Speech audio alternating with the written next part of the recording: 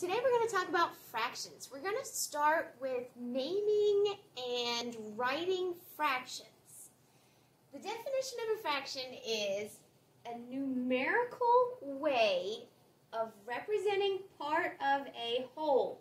Numerical means numbers, so when we write our fractions, we're going to name them in a numerical way, which means using numbers. And we can have 1/2, 1/3, 1/4, 1/5, 1/6, and we can go all the way up to 1/12. So you will actually work with fractions up to 1/12 in the 3rd grade. We can have fractions that represent part of a group, part of a whole, or part of a length. So part of a group means you actually have a set of objects or pictures. So let's look at that. If I have 1, 2, 3, 4, 5, 6 circles, and part of it is shaded in, I want to know what is the fraction of my group that is shaded.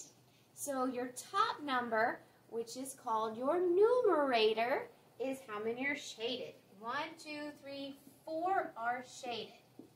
Your bottom number, which is called your denominator, is how many you have total. I have 1, 2, 3, 4, 5, 6 total.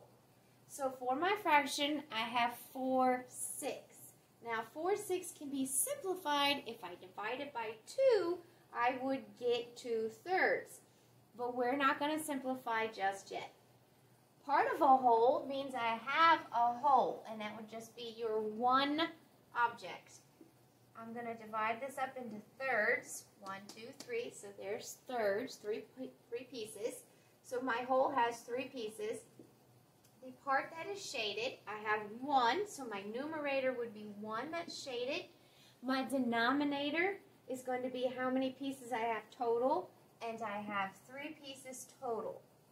So to show that in my model, this would be my picture of 1/3. And in order to write that, this would be my numerical way to write it. That would be 1/3. It looks like that. Now part of the length actually is kind of going to look like a ruler, but we're going to show it on a number line. Okay, so if we worked with this on a number line and I broke this up, let's stick half here, break that up in another half here, another part here. So now what I need to do on this line is count how many I have total. So if this is 0, this would be 1, then 2, 3, and 4. So 4 takes me to my whole. So 4/4 is a whole. It equals 1 whole. So I'm going to put 4 as my denominator for all of these pieces. Okay, so part of the length. I've got my length broken up into 4 pieces. And so now, let's say there was a dot above one of them. Okay, and I need to know what is my fraction here. If this part is what I'm looking at, what is my fraction of this length? And it would be 2/4. Now 2/4 equals half, because you can see on this picture that would be half of my length, and 2 is half of 4, and 2 divided by 2 gives me 1, and 4 divided by 2 gives me 2. 2/4 equals half, so my fraction for this model would be half. Okay, so let's review.